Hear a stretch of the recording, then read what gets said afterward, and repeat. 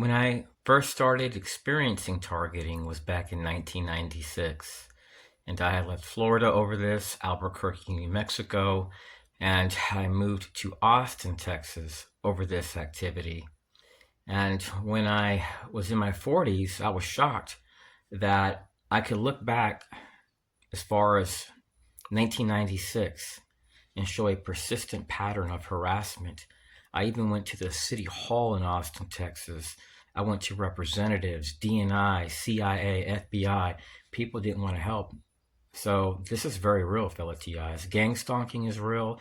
Ex-FBI agent Ted Gunderson wasn't lying about his affidavit.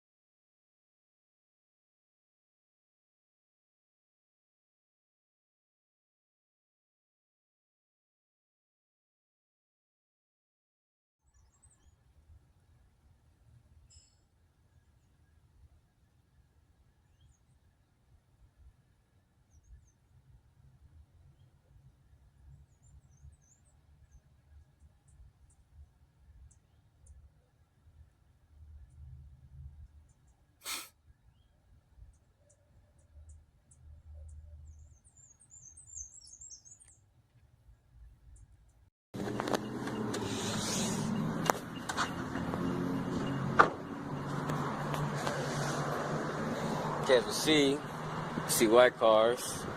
What we see, red cars. And I got a red car. Just another day being a target.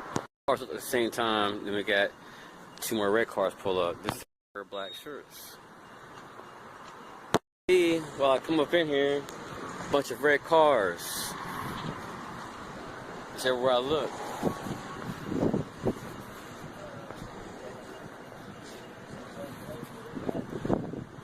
That shirt. This is how it works. It's done very discreetly. Then we see another one. This is how the operation works. I've never seen anything like this before. So they use a lot of sensitization tactics. It's very highly coordinated, where the average person can't notice.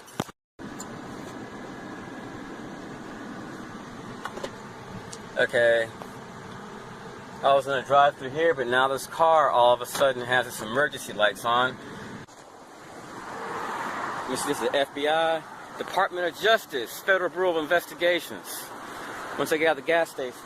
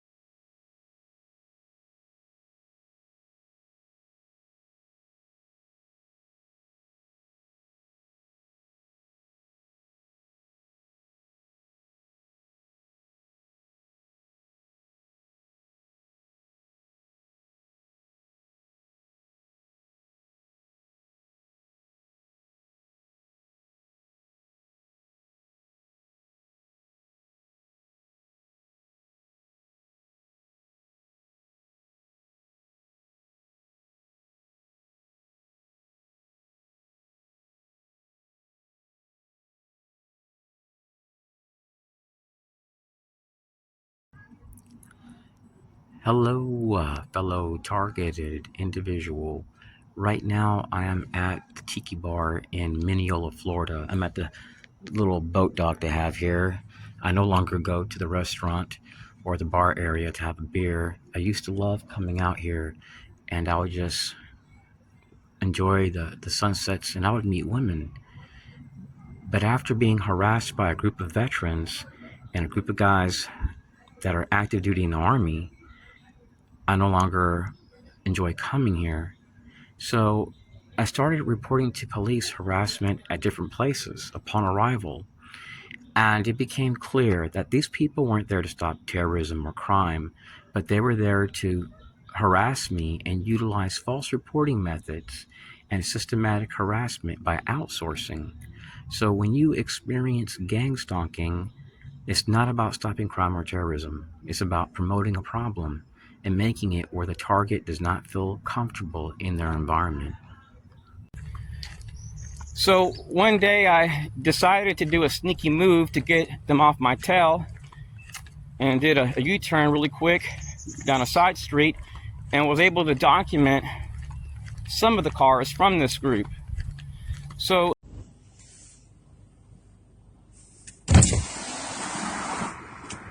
they work together as a team, and they just simply take shots at you. They try to entrap you, and they outsource a lot of this harassment. It makes it where you really don't enjoy your life. Remember Ernest Hemingway? No one believed that he was targeted.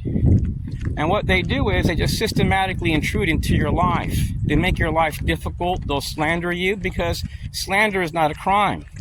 And I know of one TI that had to sue the FBI because the FBI was busted lying on this guy, and they were slandering him in the worst ways imaginable. They would call him a pedophile. They would go to his relatives, and he lost lifelong relationships because of this. And from what I understand, he won money. And it's not the only case. So these people that do this stuff, fellow TIs, they do it to destroy people's lives, not to improve their lives. And they do this at times to some of America's most marginalized people, whistleblowers, and the outspoken. Remember the case involving DHS whistleblower Julia Davis? Who do you think was behind that? The federal marshals, the FBI? I'm pretty sure the CIA, because they're infusion centers in some places, working with corporate partners.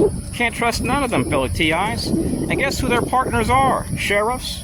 And most sheriffs are good guys. But you have some which do corrupt things on the side because they are partners. After 9/11, fellow TIs, Americans all became the suspected terror threat. And I have files, fellow TIs, where it shows just peaceful protests from first responders, and one fusion center put them down, and some FBI agents said they were all extremists. We live in crazy times, but things are changing now that we have Trump back in office.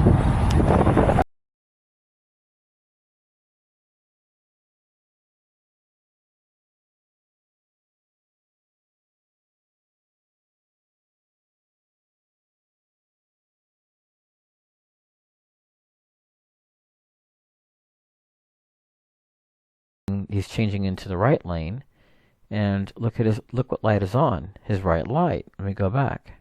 Check this out. So let me go here. Let me go back.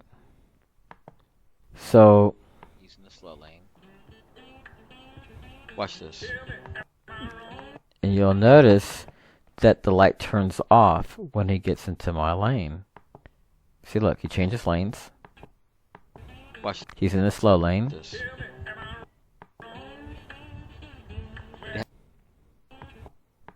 Watch.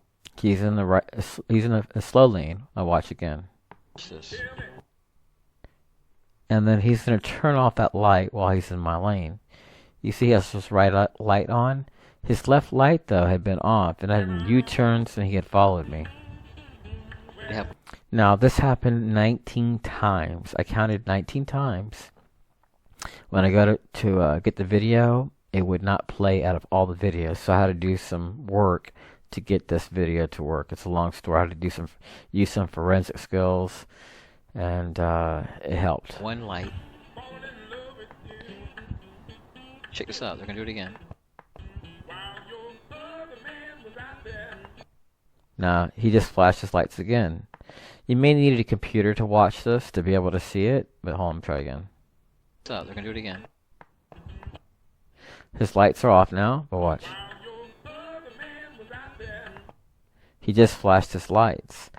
If you have a full screen computer, you can see it.